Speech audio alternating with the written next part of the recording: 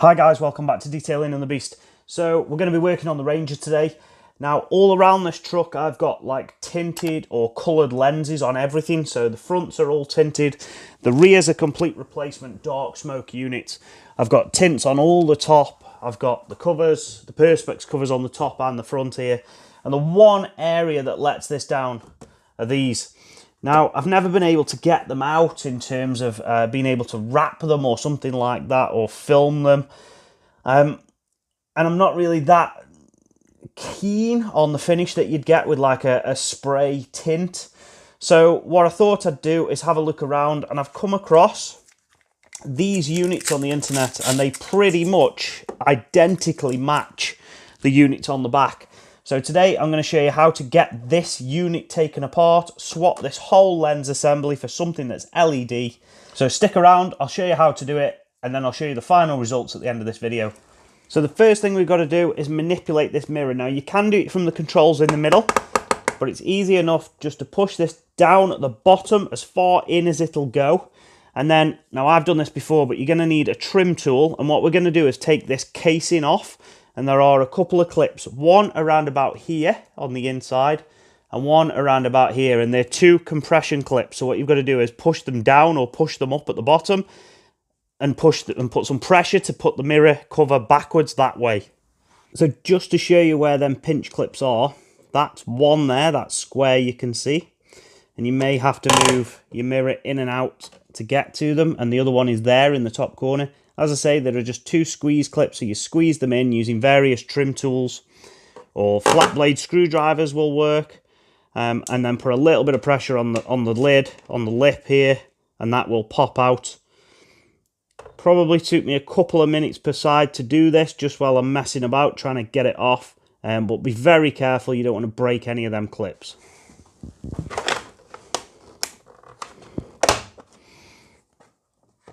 So all you've got to do then is put a little bit of pressure this side and the whole unit will pop off. And you can see there, them two pinch clips that you needed to get access to. These two here are just retaining clips, really easy to remove. But that is the case off. So put that aside, nice and safe, and then we'll move on to the main unit. So to remove this old cluster, you need to remove the entire thing. We're just going to refer to the new one, and you can see the sort of clip that the retaining clip is there, and that goes in that way. So what we're going to do is aim into this hole here with our trim tool, and you'll feel there's something behind that is this piece of plastic here, and then once we release that whole thing will come out.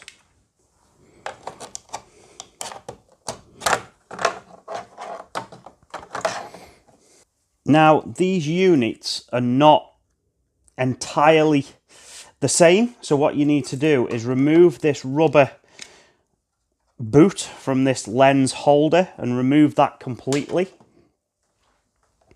Remove the bulb and put that somewhere safe as well. And then what you're going to do, I'll leave this slightly on for now, but I am going to need to peel it back.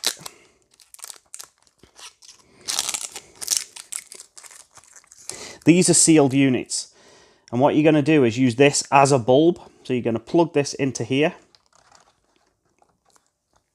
Now, it'd be advisable to put some sort of heat shrink around there, so I'll do that in a minute. And then what you're going to do is you're just going to clip that back in, this end first, just tuck it behind the trim, and then make sure that sits nice in the housing. So that's the new unit in. I've tucked the connector up here. There's a nice little space. Make sure all the wires are nice, neat, tidy and out the way. They're not going to get trapped when you put the casing back on. And then it is time for the casing.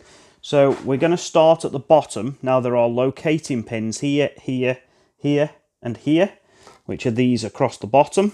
So we're making sure they go in first. And then we're going to guide these ones back into these two squares here at the top. So they go in second, so it'll go in like a push motion.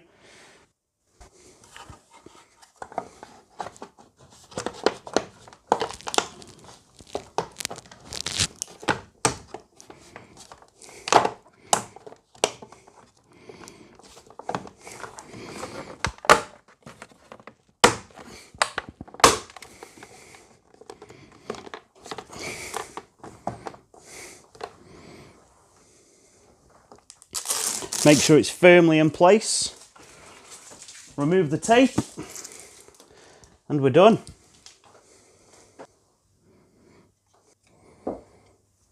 So we're all done. Obviously standard indicator at the front. Now I know I'm going to get asked about this, but guys, these are just 1.9 meter amber LED strips linked in.